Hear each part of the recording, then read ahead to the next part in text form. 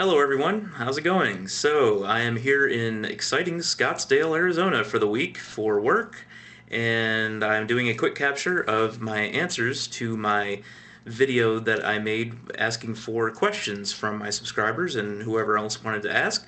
So, here is part one via quick capture. This is, of course, not going to be the my normal, slightly more polished at least video, but I will do what I can. I'm going to answer the first 15 questions that I can just because I skipped over many of them and don't get to all of them doesn't mean I'm done. I still have a lot to go later in the week, I realize. So, all right, let's start right off here. What's the best book you've ever read? I would say it would be The Stand, the unabridged edition by Stephen King. It's a great book. You definitely should read it. What WoW server do you play on? Yes, I have had many questions about Warcraft. I do play Warcraft. I have not played Warcraft as much in the last few months as I had previously, but I do play on Earth and Ring Alliance side. My main character is Zaun, which is just Zaunstar without the star, and I am the GM of Storm Rage Watch, about 100 members or so, on Earth and Ring, as I said. So, we have, where do you live? What region? I live in the DC area, in Northern Virginia specifically. And who are your favorite three YouTube users, excluding yourself, of course? Well, for one thing, I would never ever consider myself among my own three favorite YouTube users. Narcissism, anyone? So I would say that in the science category, my favorites are Don Exodus 2, Thunderfoot, and Aaron Ra. Those guys are great when it comes to the science aspect of evolution and everything else. And then for pure entertainment, I like The Amazing Atheist, Mannix the Pirate, James Nintendo Nerd. He's the angry video game nerd. You may have seen him as well. They're all three of those very entertaining. And in the I was gonna put in the under 1,000 subscriptions category, but actually I just noticed that she just went over 1,000 subscriptions, so I was going to put Loving Doubt in that category, but I'll keep her in that category anyway, since she was going to be there anyhow. And it may or may not be influenced by the fact that she found me before I actually found her, and she found me actually before TJ featured me, so that was cool. And she's very interesting. So we have my favorite question, I think, of all of the questions that I got was from Mr. Sarcasm, and so Mr. Sarcasm 2. That is the guy that asked the question. It is, what do you think the world would be like if the Christian Dark Ages never happened? I think the world would be a much, much different place because science stands on the shoulders of the scientists before them.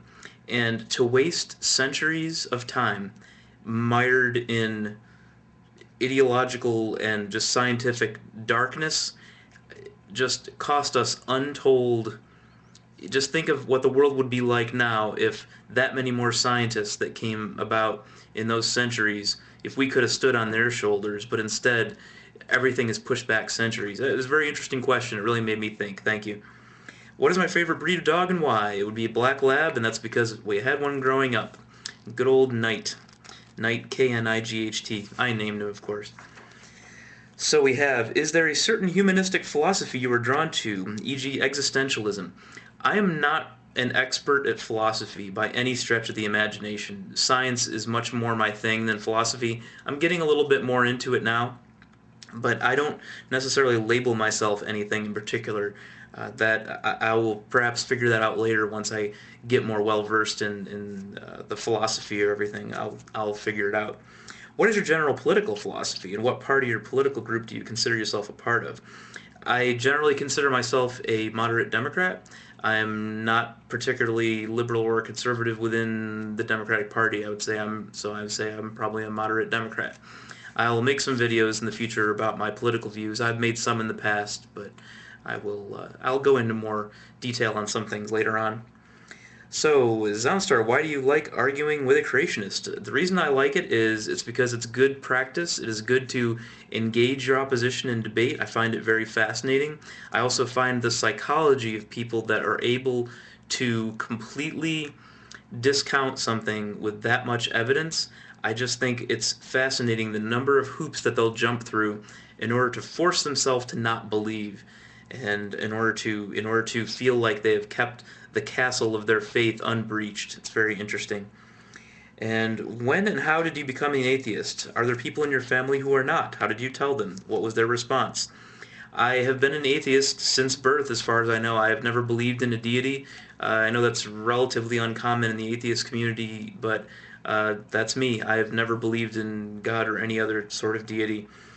And as far as people in my family, I know that my dad certainly is an atheist. My mom, I don't really, it's not really a subject that comes up very much. I get the feeling that she may be a deist or a theist rather, in the broadest sense possible.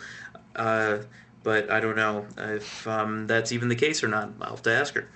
My wife is a theist in, again, the broadest sense possible. She is not particularly of any religion. She considers herself, she calls it a recovering Catholic, which I find amusing. So, yes, the next question, why are you so awesome? That's funny. I'm not nearly as awesome as you think, I'm sure, but thank you, Emily Likes Crayons. And how do you feel about America's school systems? That's an interesting one. That's a very, very large topic, and I think I'm going to have to handle that in another video. But in brief, I would say that school systems are an extremely uneven quality, and I really don't like it when people bring up, they'll say, well, oh, America's public schools are terrible or America's public schools are great. It's different depending on where you go. I went to a great public school. I went to public schools all the way from kindergarten through my master's degree, and I got a great education. But not everybody is able to do that. So the next one, oh yes, thought crime 1933. Do you often avoid challenges put forth to you? Yeah, I think that's been covered in another video. And we have, is there any way to really have an argument with someone who refuses to listen? I've actually tried some of your suggestions and people just shut down the argument. You know what?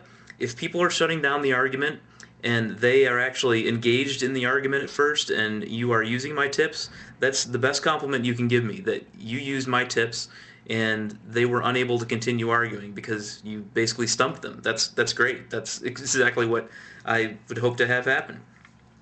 Have you ever been offended by someone through the internet?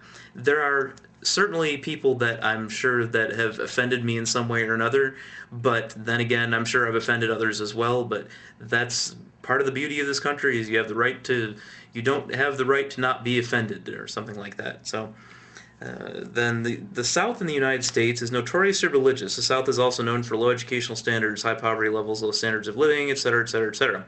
Out of the entire list, do you think any of the negative habits commonly found in the South could be related to its religious ties? You know what? I'm going to say partly, but I'm also going to say that the religious ties and all these other things that you mentioned are all a function of education.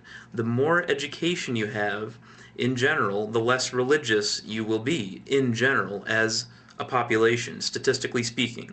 So I would say that all these things you mentioned and religion come from the same source, and that's a relative lack of education. It doesn't mean that these people are stupid. It is not stupidity. It is ignorance, and there's a very, very important distinction there.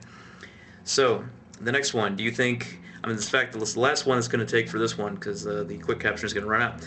So do you think that it is a legitimate suggestion to take into consideration the idea of Sam Harris's theology that atheists should not label themselves as atheists? I'll tell you, for years, for nearly my entire life, I have labeled myself an agnostic without 100% knowing what the term meant in the real sense. For the most part, I always thought that, well, agnostic means that you just don't know, which in a sense, I suppose that's still true. I don't know, but I'm a non-believer, and that is what I use when in company that perhaps is less comfortable with talking about the subject than I am. I will simply say that I'm a non-believer or something like that, or that I'm no religion. And I don't think there's anything wrong with that. There's no reason that I need to go around saying that I'm an atheist and screaming it from the rooftops. That's not really the point. So there's my answer to that. So I will answer the rest of the questions as I can through the rest of the week, and I will talk to you all soon.